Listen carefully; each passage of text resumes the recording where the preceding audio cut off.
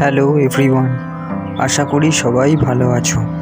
আজ আরও একটি নতুন গন্তব্যের হদিশ দিতে আমি চলে এসেছি আপনাদের কাছে।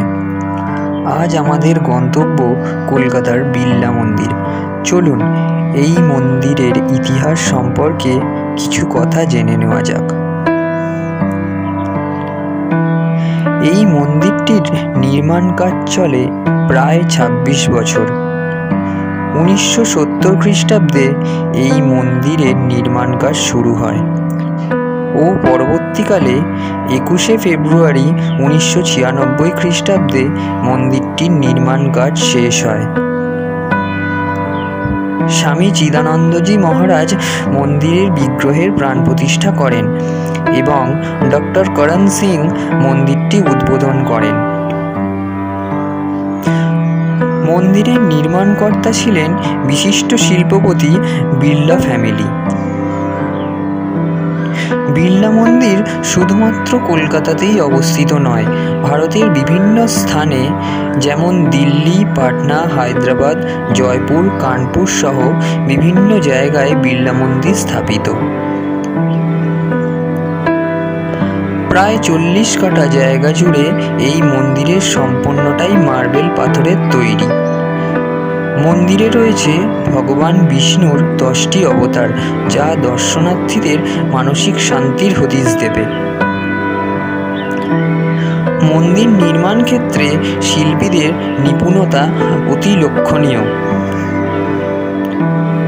তবে মন্দিরের ও বিগ্রহের কোনোটাই আপনি ক্যামেরাবন্দি করতে পারবেন না, তবে যেটুকুনি সম্ভব হয়েছে সেটুকুনি ভিডিওর মাধ্যমে দেখানোর চেষ্টা করলাম।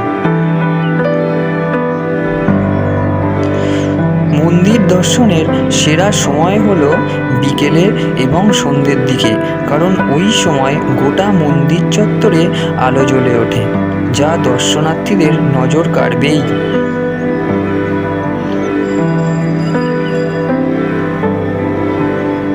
এবার আসি কিভাবে যাবেন বিড়লা মন্দির। কলকাতার যে কোনো জায়গা থেকে বালিগঞ্জগামী যে কোনো বাসে করে সহজেই পৌঁছে যেতে পারেন বিড়লা মন্দির, অথবা মেট্রোতে করে যতীন দাস পার্ক বা কালীঘাট মেট্রো স্টেশন থেকে ১০ বা ১২ মিনিটের হাঁটা পথে পৌঁছে যেতে পারেন বিড়লা মন্দির।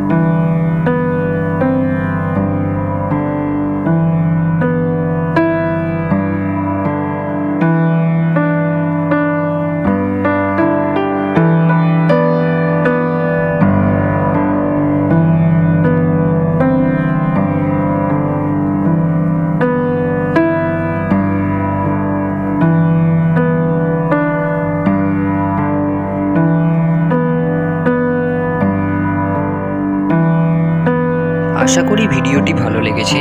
ভালো লাগলে অতি অবশ্যই লাইক, কমেন্ট এবং সাবস্ক্রাইব করে সাপোর্ট করবেন।